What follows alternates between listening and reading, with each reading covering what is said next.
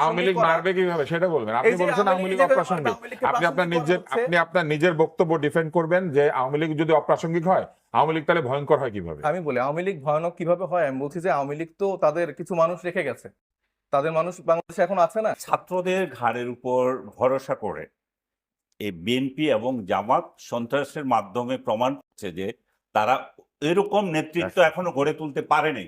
আজকেও প্রমাণ হচ্ছে যে বিএনপি এবং জামাত যদি সেদিন তাদের ওরকম নেতৃত্ব গড়ে তুলতে পারতেন তাহলে তো ওনারা রাস্তায় ডাক দিতেন। কিন্তু আপনি খেয়াল করে দেখেন, আপনি কে এখানে একজন প্রমাণ দেন যে বিএনপি কিংবা জামাত যখন ছাত্র আন্দোলন চলতেছে তারা এটা স্বীকার করছে এটা আমাদের আন্দোলন? তারা তো অস্বীকার করেছে, বরং বিএনপির মহাসচিব পর্যন্ত বলেছে যে এটা আমাদের না।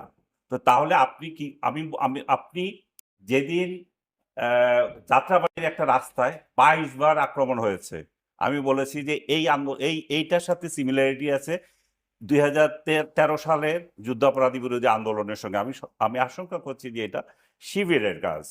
এরপরে আমাকে তখন বললো যে না না এটা আমাদের কাজ না। আর আমি যখন ওই ছাত্রদের ওইটা বললাম, এটা বললো যে ছাত্রদেরকে আপনি সন্ত্রাসী বলেছেন। আমি সেদিনে বললাম না রে বাপ, আমি তোমাদের কারো সন্ত্রাসী বলে নাই। আমি বলছি কেন মেট্রো রেলে আগুন, সড়ক ভবনে আগুন, বিটিভিতে আগুন, এবং এই সেদিন আমি যে কথাগুলো বলেছিলাম আজকে 5 আগস্টের পর তারাই সেটাই স্বীকার করছে যে আমরা আগুন দিয়েছিলাম সেখানে। বিচারাধীন অবস্থায় আছে এবং এখন সেটা তারা ক্রেডিট নিচ্ছে। আসলে আমরা কিন্তু পুরো অনুষ্ঠানের প্রসঙ্গ থেকে সরে গিয়ে আমরা দেখেন আমি কেন বাধা দিয়েছিলাম স্বীকার করছে কোথায়, আমি তো অনলাইনে না ভাই আমি দেখেন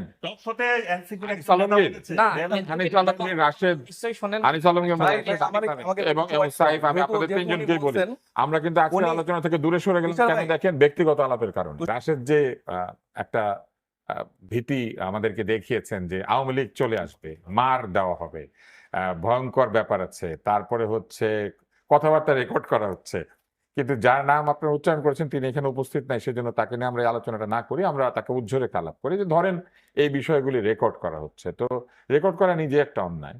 আবার আপনারা যার নামটা ব্যবহার করছেন রাশেদ, তিনি তো অত্যন্ত আস্থাভাজন সরকারের প্রধান উপদেষ্টা, তাকে নিয়ে নিউ ইয়র্কে বেড়াতে গিয়েছিলেন। তো আপনি একটু বলবেন কি যে আস্থাভাজন লোকজন এরকম কেন বলছে? গোপন বৈঠকগুলো করেছে সেই কথাগুলো আবার তিনি রেকর্ড করেছে কিনা আমরা জানি না, আমরা এইভাবে আলোচনা করতে চাই না, রেকর্ড করা জিনিসটা ভালো না।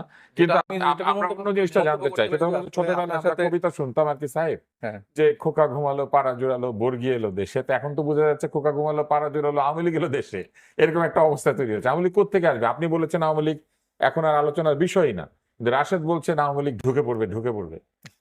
হ্যাঁ, রাশেদ তো ওটা বললো। প্রথমত এটা আসলে আপনার সাথে আমার যদি কোনো ব্যক্তিগত আলাপ হয় এটা আসলে বাইরে আনা বা এটা আবার বলা এটা আসলে মোটেই সমীচীন নাই।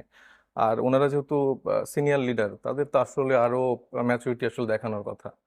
এবং মায়ের খাওয়ার যে বিষয়গুলো আসছে যে আওয়ামী লীগ চলে আসছে এটা রাশেদ আমার সহযোদ্ধা উনি বললেন। আবার অনেকভাবে ধরেন যে আরো অনেক মানুষই বলার চেষ্টা করে বা এই ন্যারেটিভটা আবার এস্টাবলিশ করা হচ্ছে।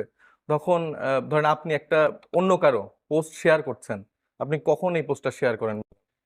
যখন আপনার এটা ভালো লাগে বা ভালো লাগে। তা আমরা দেখি যে আনিস আলমগীর ভাইয়ের পোস্ট হচ্ছে যে ছাত্রলীগের পেজ থেকে শেয়ার হয়।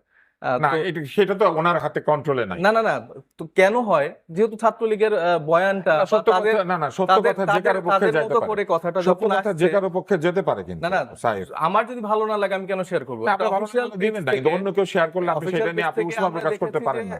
বাক স্বাধীনতার জগতে ধরেন এই মুহূর্তেই যদি আমাদের কথা কেউ শেয়ার করে তাহলে তো আপনি কে শেয়ার করলো ওইটা দিয়ে তো তাকে আপনি বিবেচনা করতে পারেন। এটা আসলে খুবই মানে অ্যাকুরেট থাকা উচিত। হ্যাঁ, তো সরকার আমাদেরকে নিষিদ্ধ করেছে ফেসবুকের পেজগুলো নড়েচড়ে কিভাবে? ফেসবুকে যে তারা বাইরে থেকে বিভিন্ন ভাবে টাকা পাঠায়, তাহলে বাইরে থেকে শেয়ার হয়, তো বাইরে থেকে অনেক কিছু শেয়ার হয় না। এটার জন্য তো আমাদের বাইরে থেকে বাইরে থেকে মানুষ অভ্যুত্থান হচ্ছে সেটা বলে না। আমাদের সাথে বসেই যদি কেউ এই জিনিসগুলো প্রচার করতে থাকে, আপনি জুলাই 23 তারিখের একটা স্ট্যাটাসের কথা না, আমরা ওখানে যাব না। না এটা যাওয়া উচিত না, যাবেন না। না আপনি আলোচনার বিষয়বস্তুতে থাকবেন। এটা আলোচনার বিষয়বস্তু। আপনাকে আমি যে প্রশ্ন করেছি আপনি সেই প্রশ্নের উত্তর দিবেন। জুলাইয়ের অভ্যুত্থানটা করার পরে আপনি যদি এরকম মানুষকে বারবার করে সুযোগ দেন এবং তাদেরকে বলেন যে এটা আলোচনার বিষয় না, তাহলে তো সেটা তো আসলে না আমরা এখানে যে বিষয় নিয়ে আলোচনা করছি আপনি সেটা নিয়ে বলবেন। আমি আপনাকে প্রশ্ন করেছি, আপনি ওটা নিয়ে উত্তর দেন। হ্যাঁ, আমি বললাম আমি সেটাই আমি আপনাকে এরই মধ্যে একজনের কথা বলেছি যে আমরা নাম উচ্চারণ করতে চাই না, সেটারই তো আমি কথা বলছি। আপনি যখন মাইর খাওয়ার কথা বলতেছেন, আওয়ামী লীগকে ফিরায় আনা, আওয়ামী লীগ তারা বিভিন্নভাবে তাদের বয়ান উৎপাদন করছেন, এটা কি আপনি এগ্রি করেন কিনা?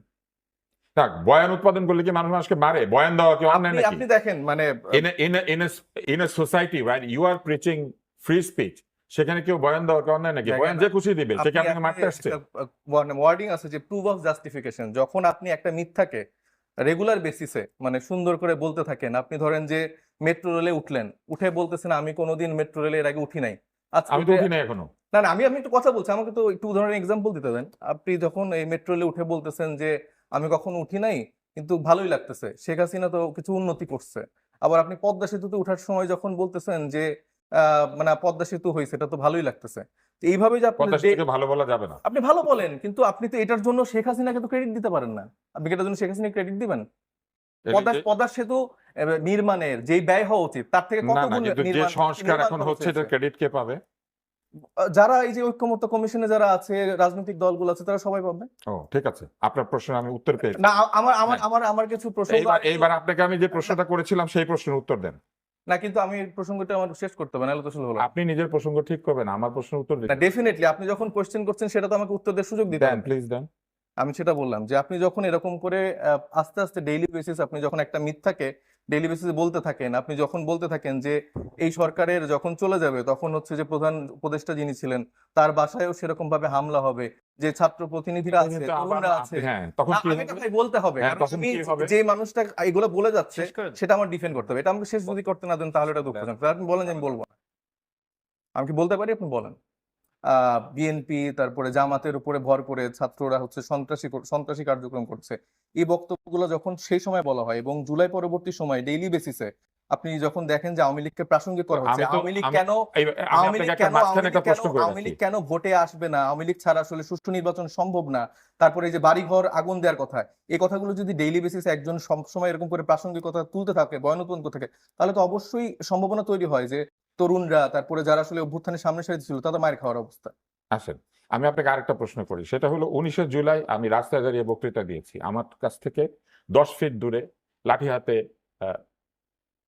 যাদেরকে আপনারা বলছেন মারবেন তারা উপস্থিত ছিলেন। সেখানে আপনাদের এই সরকারের উপদেষ্টাও ছিলেন, তিনিও বক্তৃতা দিয়েছেন, একজন উপদেষ্টা ছিলেন। তো আমাকেও তো ফ্যাসিস্ট বলা হয়েছে।